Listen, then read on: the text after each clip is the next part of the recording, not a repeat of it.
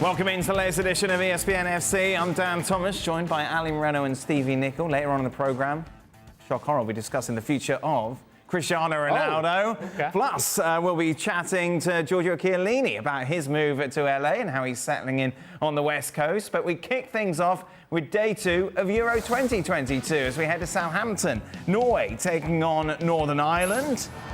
Hidde Hegerberg, of course, expected to be one of the stars of this tournament. 10 minutes in, and it would be Norway who would take the lead. Julie Blackstad finding the back of the net to make it 1-0. Well, I thought she was going to go across the keeper. Good first touch out her feet. Second one, that's a beautiful strike in at the bottom corner. Northern Ireland playing out from the back.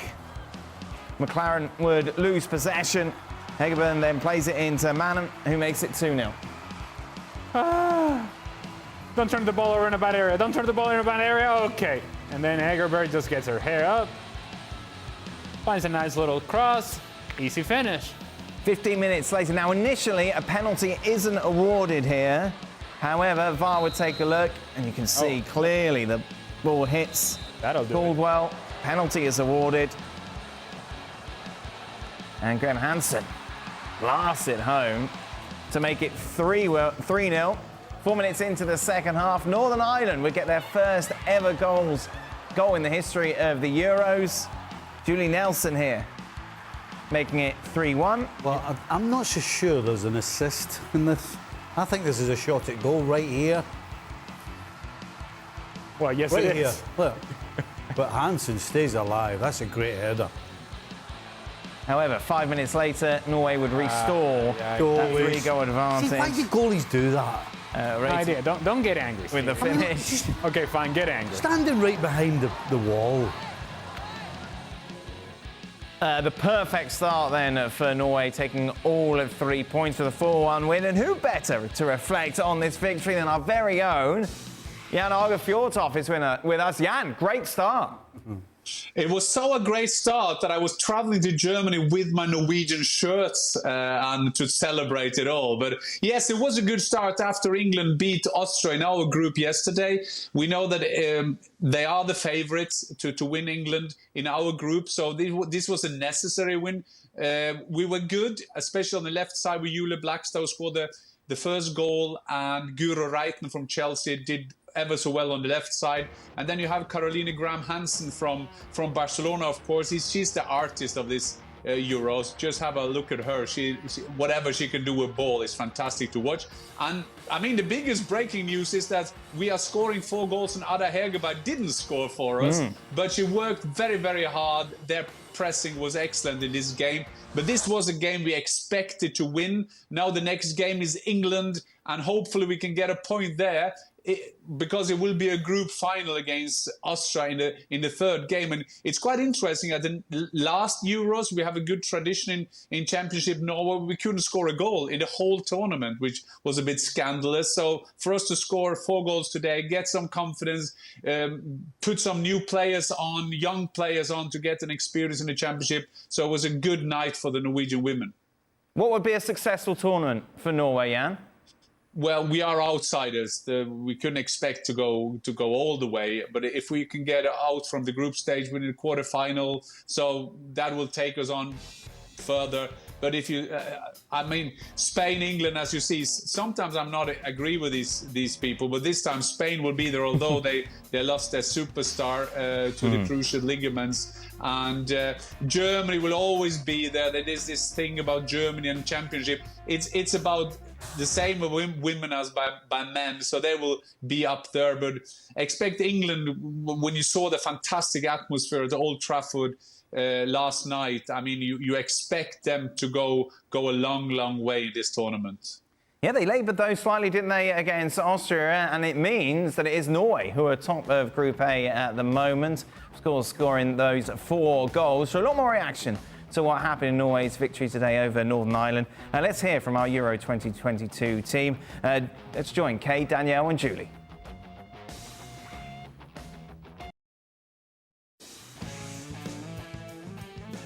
ESPN FC reporting that Ronaldo won't be going on United's pre-season tour to Thailand. Of course, a lot of talk about his future.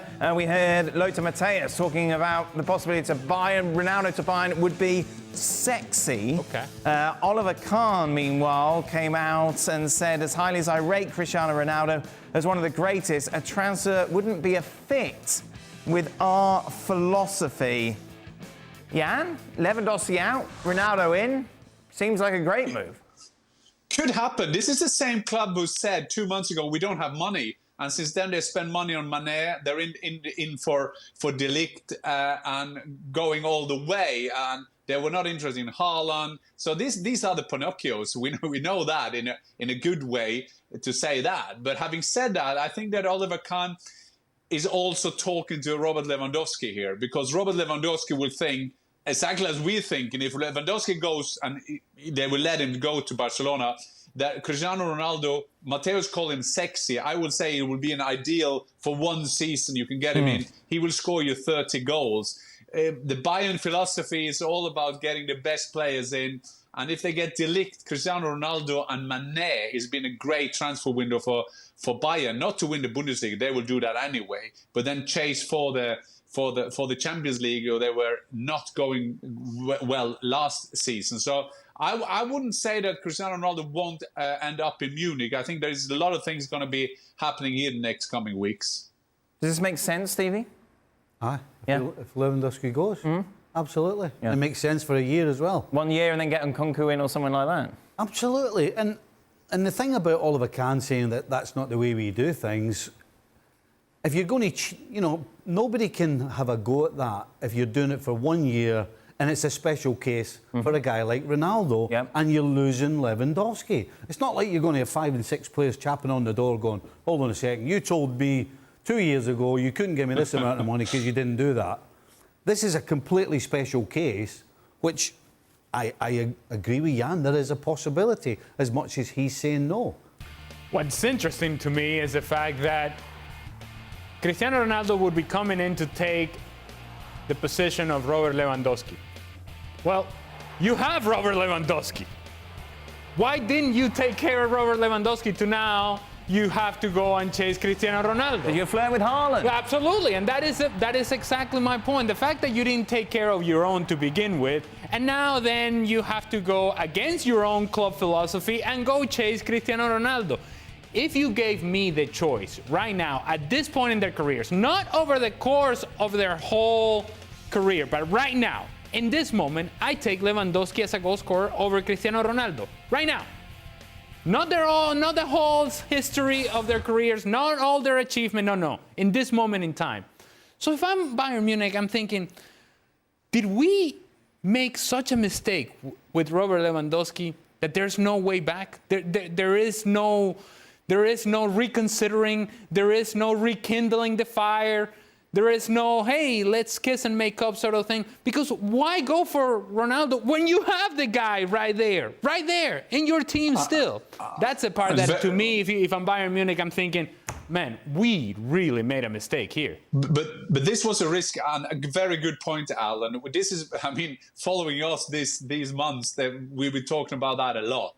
Because this was a big game. This was a risky game for Bayern Munich to do that with Erling Haaland, because they still just had an outsider chance to get him. And Robert Lewandowski knew about that all the time. So today is the 7th of July. The 12th of July, Robert Lewandowski is supposedly coming back to Munich. The reports from Germany today is that he won't go to strike. I think that is just a pre-warning that let's sort this out, because Robert Lewandowski, in all his conversations since he left Munich, has said he's going away. And this coincident meeting Xavi in Ibiza, very coincidentally, not talking about football at all. They were just talking about Vorspeise and Hauptgericht, so starters and the main meal, apparently. So I can't see this being a lucky thing for them. And I think that Salihamidzic and Oliver Kahn, by bringing in Mané, kind of find a bit of way to keep the critics away. But Cristiano Ronaldo could be the ideal replacement, because I can't see anyone coming in now on a short-term contract to score them 30 goals just like that. First of all, they're not available, and they're not good enough, the candidates. Yeah, and this word, philosophy, if I'm a Bayern fan, I don't care about the philosophy. Bring him in for a year, as the boys say. Let him get some goals. Let's see if we can make a real charge at the Champions League. Neither does Oliver Kahn. I'm 100% sure you had to Google that, because that is nothing to do. There is only one word that counts at Bayern Munich, is to win trophies. And they won the Bundesliga, and I said they had a bad season. Like Mané said in his interview in Sportbild, he said yesterday, that is at Bayern Munich, he's learned it straight away. It's all about winning all trophies available. With Mané, if they can get De Ligt, if they can get a kind of substitute for 1 year in Cristiano Ronaldo, Bayern Munich have had a fantastic transfer window. We have to give them that. But this philosophy thing, we know that is just talking, as you learn from some consultant firm. Okay, Stephen. Let's play hypotheticals. Oh, here we go. Forget about money, forget about everything. Chelsea or Bayern Munich? Who would you choose if you're Ronaldo? That's serious. I thought you were going to ask me a really tough question there. Really? Oh, she got to Bayern Munich. Really? Aye. It's not even, you don't, give me the pen. How would you say give me the pen in German? Right, here we go. Let's try it. Tommy, sorry. There you go. Hand it over. That's not even a question. Is it not even a question? I mean, I think you can question it. No! He says no! Don't! Give me the pen! Until he learns how to say "give me the pen" in German, there is a question. No, you can question it. You can think about it if you're Ronaldo, but you have a project in Bayern Munich in which you're not having to fight against Liverpool and Manchester City. So you know full well there is a direct path to win in your own league, and then that sets you up for success in trying to compete in Europe and win Champions League, which is in the end what Bayern Munich would want to do. Jan, do you want a pen? Now, I will learn, Stevie, I tried to say that pen in Germany is the great word Kugelschreiber. Kugelschreiber. But Three letters? But it fits. Three letters, Kugelschreiber. Kugelschreiber. But I think that what Ali is talking about, that when he goes to Bayern, in the age of Cristiano Ronaldo now, he knows if he signed for Bayern, if he goes to Bayern, he will score 30 goals. Check. He will probably win the league, or he will win the league. Check. He will probably win the cup. He will probably go to the quarterfinals or the semi-final of the Champions League at least. So I think Jorge Mendes will work very, very hard now to get Cristiano Ronaldo to Munich. But you can question it, because Chelsea, he would score goals at Chelsea as well. But I think that fits the bill of Cristiano Ronaldo in this stage of his career perfect to go to Munich. Meanwhile, could De Ligt be going to Munich as well, Jan? We're hearing reports that he's agreed personal terms with Bayern. This is what Oliver Kahn had to say. We're very happy with the quality at centre-back, but we can improve when it comes to leadership, loudness. Oh. I can play at the back. And presence.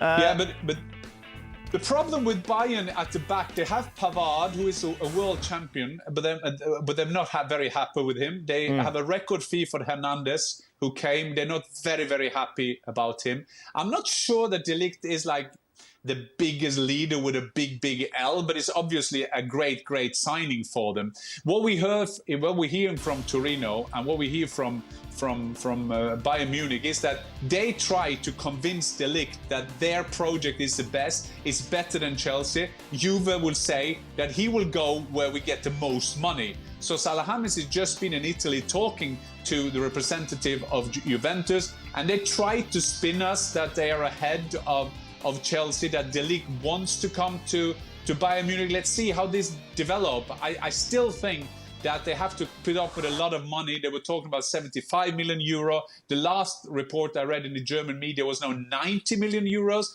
I think then we're getting into a kind of area where even Bayern, with their 50+1 ownership, will have trouble with the matter of money. Finally, A lot of talk about Manchester City and a lot of players going out. We're learning that Mahrez will have a contract extension at City. Was this the right decision out of those three, Stevie, to keep Mahrez? Yeah, I think so. He's produced maybe more than Sterling. He's not unhappy. He's more than happy to stay. Right. So if you've got a choice between two players, one who's unhappy and who's scoring goals, yes, and you've got another player who can't wait to stay, right, who, in my opinion, over the course of the season has outdone Sterling, then it's an absolute no-brainer. And you're getting what? 60 million? Give me the pen. Give me the pen. What's those pen again? Give me the pen. What's it called? Go ahead, Steve. It's a lot of syllables. It's a lot of syllables. I actually don't believe him, because it can't be that. Pen's 3 letters. It can't be that nonsense. Yeah, make it up your German. Fountain pen. Jan, you agree? Yes, I think Mahrez is one of those signings that Guardiola is doing well. I mean, it's easy to say that Guardiola got all the money in the world and he can get all the players he wants, but Mahrez, it was a very good signing for them. And if Sterling is a bit unhappy, maybe Guardiola at the beginning made him a better player, but if it's tight to get some money for him and an English player, England national player, he will get big offers for him. So of these 4, you take away Sterling and Jesus, I think that I won't put them very modest today. I won't put me on the same pedestal as Pep Guardiola, but I would think that is the right decision to keep Foden and Mahrez, yes. 31, Ali.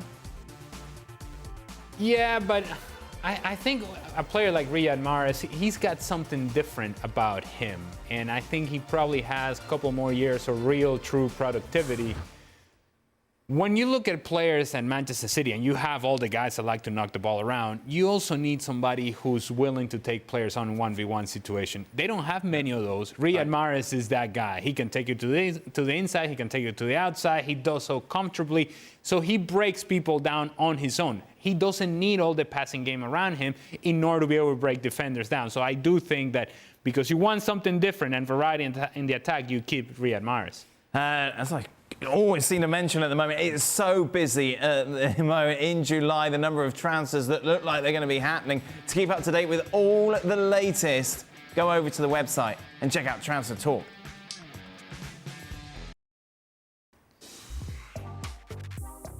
When you think of Giorgio Chiellini, you think of one of the best defenders of his generation, and that is certainly backed up when you take a look at his resume. Of course, 9 times the champions of Serie A, 3 times Defender of the Year in Italy. And of course, let's not forget the European Championship as well for his national side. And we welcome in the man himself, who, of course, just joined MLS and LAFC. Giorgio, thank you for joining us. We saw you put a picture on social media of you enjoying Independence Day. How have you enjoyed your time in the US so far? Yeah, the first week in LA, I'm very happy to be here, surely. I went many times in US, but this is the different things, because the other time I went on holiday and I have just a few weeks and I come back in Italy. Now I decide to stay for 1 year and a half start, and I'm very happy and proud to be chosen by LAFC. Surely it's a fantastic lab, and also all the ambient is familiar, and I'm so happy to be here, really. Yeah, we saw that you looked very happy indeed as you attended LAFC, their first game for you. Yeah. The celebrations after the game looked a lot of fun. Yeah, I was with Colin. You bring me and I sing with him. I don't understand what I saw, honestly, but it's okay. It's a perfect start. Then now finally I will be available for the first time in the best match and of our season, and sure it will be tough, but I'm very happy, and I hope to help my teammates and also for the fans. Giorgio, at this point in your career, what will you bring to LAFC? But surely my experience, my example in order to be a football player, a professional football player, day by day working a lot, because all the achievement I reach is through work and work. I am happy I still fit and I can play a good matches during the season. The last 2 years after the ACL injury, I play more than 30 games between club and national team, and surely I can play every 3 days, but I'm sure I could help the team, and you know the goal of our team is arrive to win the title in the next 18 months. Giorgio, I was just wondering if LA had actually mentioned to you about Gareth Bale joining when they were talking to you. Did you know, or was that a surprise that you got after you'd actually signed? Honestly, it's completely a surprise. I was on the beach waiting the visa in order to come in LA, and I see Gareth Bale sign for it. I say, wow! I was excited and happy. I know he's arriving the next days, and surely it's another player who can help us. But the most important thing I said in the press conference when I arrived, that is not Chiellini, Bay, Vela, or Rodriguez, or Chicho, or Arango, or are the same. The importance that the group is really a good team, is in the top of the league, and then we have to continue in this way. The important that I can add something but not change nothing. The team is good, I have a fantastic teammates, and we have to play in the same way. It's been a lovely chat so far. Let me ruin it, Giorgio, because you think the last time we saw you playing was, of course, for Italy in the World Cup playoffs. Yeah. Can you still believe that you're not going? I accept. I don't believe it. Surely I didn't believe we lose against Macedonia.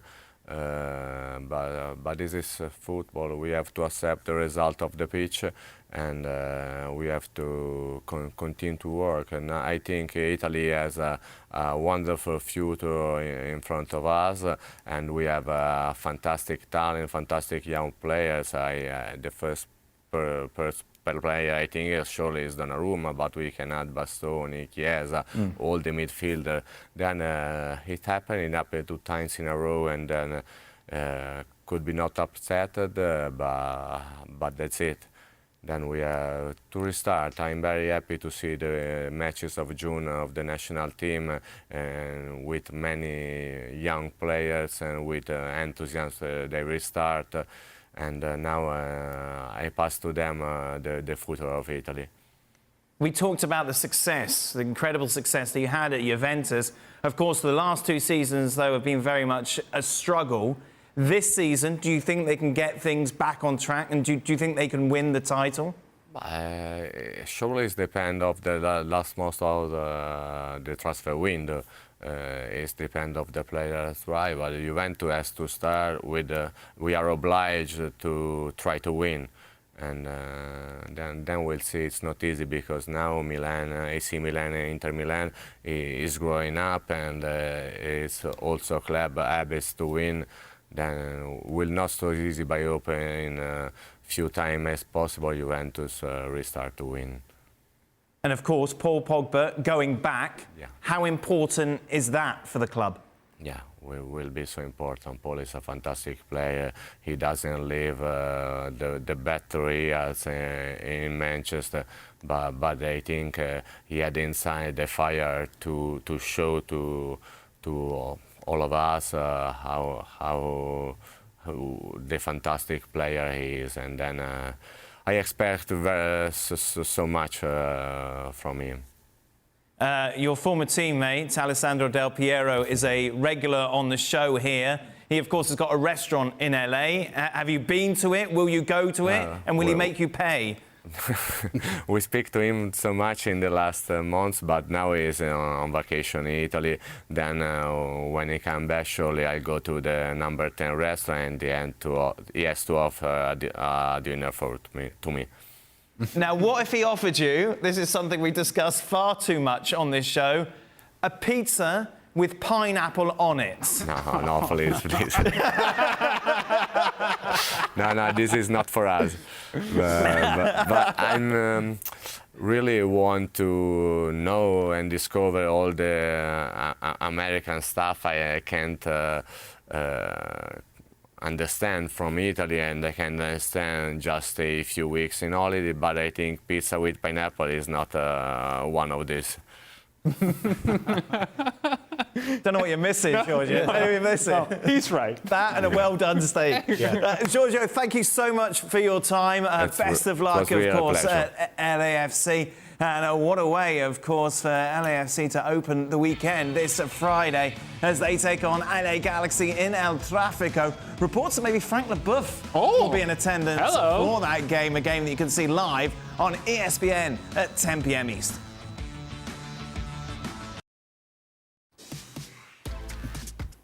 It's official then, Tyler Adams is a Leeds United player making that switch from Leipzig, and once again following Jesse Marsch around the world. Jan, why didn't it work out for Leipzig for Adams? Well, because they got a lot of good players and Jesse Marsch is no longer there. I think that is a good thing. I think it's a good signing for Leeds United. Having said that, it's going to be difficult for Tyler Adams if they kind of sell him in as a Calvin Phillips replacement, and then being an American following his dad, the Jesse Marsch, the coach. That could be a challenge for him, but it's I think that it's on the level that Leeds United can attract players at the moment. There is a lot of things going on at Leeds United at the moment, and Tyler Adams comes in, but a lot of players going out. So it's going to be a very interesting season for Leeds United and Jesse Marsch. Is it fair to say it's going to be tough for him, Stevie? I think so. Yeah. I mean, the fact that he couldn't get a regular game last season would suggest that, well, the question would be, is he good enough for the Bundesliga? Right.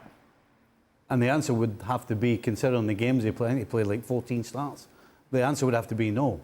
So what part of that means that he's capable of playing regularly in the Premier League? But that might seem a little harsh. He's not kicked the ball yet. Let's give him a chance. But on the face of it, it's going to be tough for him. Ali, we know you were teacher's pet when it came to Ziggy. Okay. My dad. Exactly. Do you think Jesse Marsch is the man to get the best out of Tyler Adams? Well, you would have to imagine that he's going to give him every opportunity. But here's the thing, and what's interesting about Leeds United, Jesse Marsch, and what he's doing with the American players, Brandon Aronson, and now Tyler Adams. There's a lot of people that are waiting to see how this goes. Mm-hmm.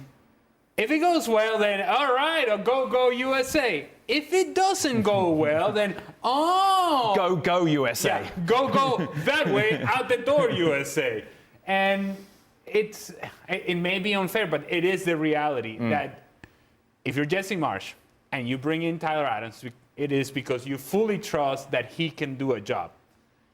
However, if he's exposed, if he doesn't do the job, if he doesn't fulfill the expectations not only of Jesse Marsch but of Leeds United as a whole, then both of them may just be in trouble. And of course, he's leaving a side or be hoping to improve on last season and maybe finish above Borussia Dortmund. A Borussia Dortmund team, meanwhile, who've finished second in the last 6 of the last 10 seasons. They've had a busy summer transfer window. Haller, of course, was made official yesterday, Jan. Is this business enough to see them close the gap on Bayern? And I think I know the answer to that. Well, Steve and myself, we're always enjoying a new Bundesliga season, and we know that this year Dortmund gonna do it. The trouble is that Bayern also gets some good players in, but I have to say, Sebastian Kehl, the former captain, is a new head of sport there, and he's done a very good transfer window so far. Schlotterbeck is one of the most talented defender there is in Germany. Adeyemi, we saw him in Salzburg doing it in the Champions League. And Sebastian Haller, I've always been a favorite of mine. He did ever so well with Eintracht Frankfurt. Then he had trouble at West Ham, then went back to Ajax, did well in the Champions League there. This is a good number 9. He won't score as many goals as Erling Haaland, but he still will be a good signing. And I think that Dortmund have put themselves in a very good position well, we never know, do we? Or we do know that it's going to be hard to go after Bayern. But I think what I could hope for is that Lewandowski he will get away, and that there is a chance that they won't score as many goals. So I think Dortmund have had a very, very good transfer window so far. Jan, as always, thank you very much. Just a reminder that every single Bundesliga match will be live on ESPN+. The season, of course, kicks off the first weekend of August. And for Borussia Dortmund, they're at home against Bayer Leverkusen.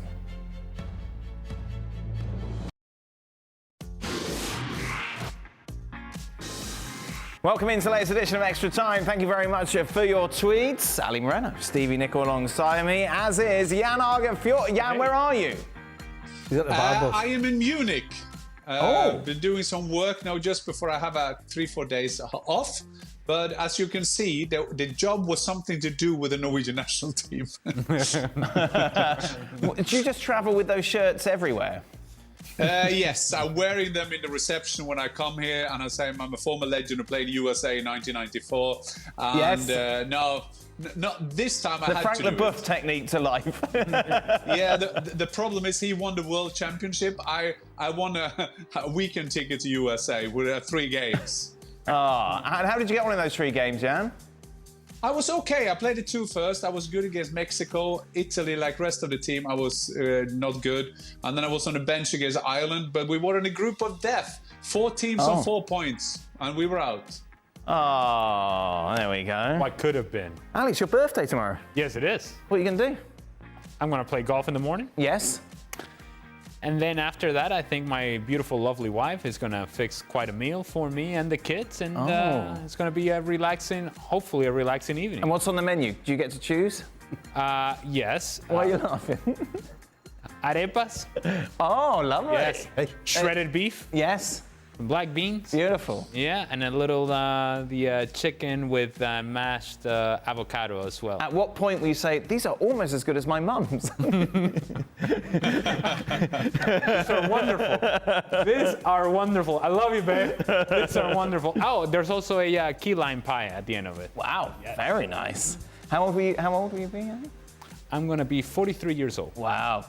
If Ronaldo does end up at Bayern, Jan, would he break Lewandowski's most goals in his season record? He scored 24 goals in the worst United team of the last 50 years. No, he won't. Because what Lewandowski has done at Bayern is amazing. The thing he has done for them, 41 goals, beating the record of Gerd Müller, which was unbelievable. But I think it's interesting to follow this Cristiano Ronaldo's thing, because Bayern say there with no chance that we will get him. But I think there is also a message to Robert Lewandowski. Don't you dare to think that he is your ticket out. So I will follow this one. This will be continued. Yeah, we talked about it on the show a lot as well. Meanwhile, Jan, assuming Lewandowski leaves the Bundesliga, who would you bet on to be the top scorer next year? Halasik, Nkunku, or someone else? Or Mané. Maybe he will get more goals and he can go turn into that, because at Bayern Munich he will get a lot of chances. Sebastian Haller coming to Dortmund. Schick, of course, at Leverkusen. And Kuko, I don't think that he will have that great season that he had last season. I will always go for a Bayern player. Maybe Thomas Müller will end up being the most assists and the most goals. But I don't think we should be used to people scoring over 30 goals in the Bundesliga. But your money's on Sadio Mane? No, I will say that if Cristiano Ronaldo comes, I will put it on Ronaldo winning the Torschützkönig. I love the Twitter name here, the Natum's interior decorator. Must be a very minimalistic person. Speak of interior decorators, something's going on in the Nicol household at the moment. Bit of painting. Don't look at me. What role do you have in the painting? Me, I'm the, can you go and get me a glass of water? Right. When the paint catches me in the back of the throat, give me a glass of water. Absolutely, aye. No help whatsoever. Oh, God, I'm a hindrance. Right. In general, just painting. Pretty much. What do you help with around the house? Emotional support. I don't think he offers that. Don't go there, Stevie. Don't go there. Right? I take the stuff up the stairs. Wow. Look at that, Stevie. Hey. 40 years of marriage, and that's your Hey. contribution. Not just a pretty face. Stevie, who's more likely to score more goals this season? Jadon Sancho, Marcus Rashford, Richarlison, or Gabriel Jesus? I'm going to have to go with Jesus. Yep. Because Sancho looks as though he's forgotten where the goals is. Is Rashford actually going to play? Is Richarlison? How many games is he going to get? A And lot. And he's not a lot of games. Richarlison, Tottenham. 60 million, and you put him on the bench. You're Tottenham. Well, so straight away, who's sitting? Son, Kane, Richarlison. Oh, Kulusevski being brilliant second part of last season. He's at the door. Yes. Yeah. Not a chance. Stevie, Richarlison. you can't I'm telling spend you, 60 million. Richarlison. Richarlison's not a finisher, by the way. He's gone from not playing to not finishing I'm now. telling you, he's not. Number one, he's not an actual finisher. Right. Two, I'm not so sure he's going to be playing as many games as you seem to think. I definitely And by the way, the fact that you said anything, I'm going the opposite way. Right. Because I can't remember last time you were right. Okay. So I'm definitely Right. not picking Richarlison. Okay. So it's Jesus. The tone with which you said Richarlison was very similar to Lukaku, Richarlison. Seriously. I'll tell you what, he is that good that Everton let him go. Everton can't afford to let good players go. I mean, seriously, why are Everton letting somebody who supposedly you think is that good? Right. Why are they letting them go? Well, Spurs obviously For think they're 60 good. million. 60 million. Why are they letting them go for That's a 60 lot of million? money. Aye, for him. A lot of money for Richarlison. So we're going to Gabriel Jesus. Absolutely, aye. Sancho, Rashford, Richarlison. Well, again, Rashford, it's a toss of a coin who could maybe not play as many times, Rashford or Richarlison. I think Sancho will play, but he don't look like he's going to score any goals. Right. Particularly. Come on. So, I'll go Jesus, number one. Right. I'm going to have to go Sancho. Because the other two I don't even know. Honestly. I can't believe they paid 60 million for Richarlison. Well, just to sit him on the bench. What are they Just to have him on the thinking? bench. Yeah. Seriously. Jan, what do you think? Yeah. Can you imagine there is a London club spending a lot of money on a goal scorer and not play him, Lukaku? That will never happen in London, would it? So, Stevie, I have to support you. Yeah. I don't think he is as good as people make him. I will also go for Jesus, and I think it was interesting when he went to Arsenal, people saying, well, he won't score, he's not a 20-plus goal scorer. But have a look at the goal-scoring table. There's not that many strikers who score over 20 goals. I think that they will share the goals at Arsenal, and Jesus will score most goals of these four. And Sancho, well, he's not your typical goal scorer, but I expect him to have a better season under Ten Hag because there will be a clearest philosophy where to use him. Hear me out, lads. Okay. Pulisic needs game time. A coach that sees as one of the first names on the team sheet, a place to be the man in the attack. My point is this. Leeds United and Jesse Marsch should go for him. Who says no? Well, Born in the USA! I know. Don't sing anymore. We can't afford the royalties. I say no. It seems too logical. It seems that too perfect of a choice to make. But it's not as straightforward as Christian Pulisic going to Leeds United now, being the man, and now all of a sudden he is going to become this incredible superstar. I think the connection, the U.S. connection Leeds United is becoming too much of a conversation already. I don't think that would be the best scenario for Christian Pulisic. Very good point. Stevie, you're looking very pensive. What are you thinking? No, if I'm Pulisic, I don't go anywhere near Leeds for a start. Does he make them better? 100%. He makes them better straight away. But from his point of view, stay away from Leeds. Right. No. No. Where would you go? I think that Jesse Marsch should watch out. If he get too many Americans to Leeds, that will give the owners a reason to fire him too early. Oh. If he's trouble, the owners will always look for something, and then they will say, "Yeah, he just brought in Too many Americans." As Ole Gunnar Solskjaer did at Cardiff, and he kind of signed any Norwegians available. Not a good sign. I don't know, maybe he could go to Bayern. If Gnabry doesn't sign, he could maybe go to Bayern. Right. I don't think he goes anywhere else in the Premier League. Jan, how well do you think? Oh, I can't pronounce any of these people. Go on, can you read? John Smith, is it? These two players that you're reading now transition from the Bundesliga to Premier League for Forest. Should Forest fans be excited?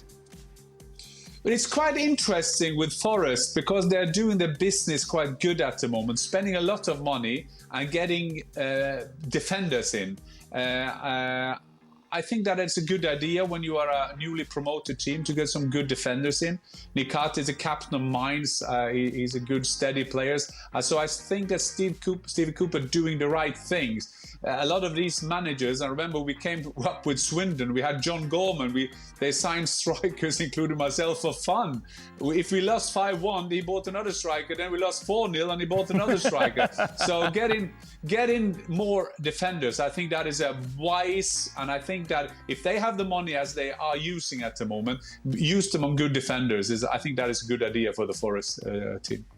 Jan, how do I say these players for future? Nikate, as you said, though, captain of Mainz. And the first one? Can you ask Stevie?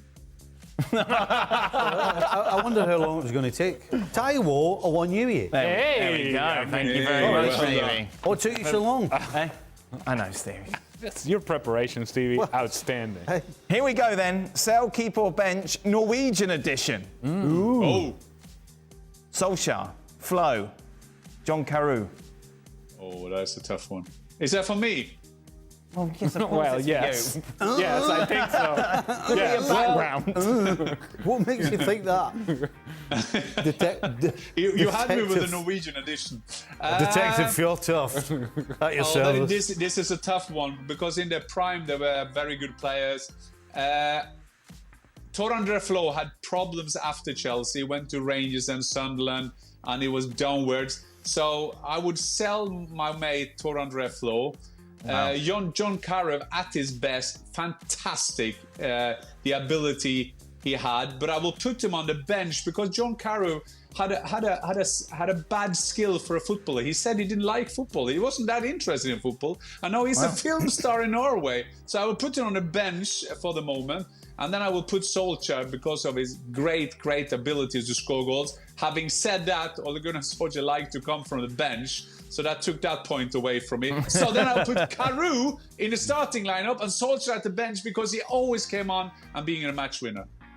Is he a better film star than Frank Leboeuf? Oh, here we go. Controversy. Oh, that is a tough one. Well, John Carew, they are both film stars, but there's only one world champion, so I have to go for Frank Leboeuf.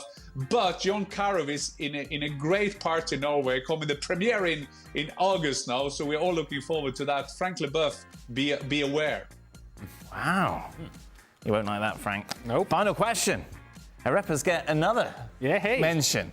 I had an arepa for the first time yesterday. I had pulled pork in it, and it was delicious. But what's your favourite meat to have them with? I just said it. Shredded beef. There we go. Yes. Beautiful. Shredded beef, nice, juicy. You have to make sure that the shredded beef is juicy. If it's dry, Melissa, take note. You have to make sure that the shredded beef is juicy. If it's dry, it's a no-go. So is arepa like pastry? No, an arepa is like a fluffy tortilla with filling in it. Do you know who he's talking to? You have to explain what a tortilla is. You know what a tortilla is. Yeah, I know, but so it's not corn flour. Yeah, but it's not particularly. No. That's all right. Why would you not try and put it in like a pastry? It sounds better in a pastry than that. Well, you clearly haven't had an arepa. No, I haven't. What a shock! What a massive surprise! Yeah. I will have room service. And what's for dinner for you tonight, Stephen? Mince ground beef. That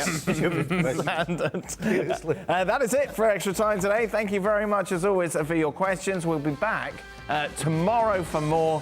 Until then, goodbye.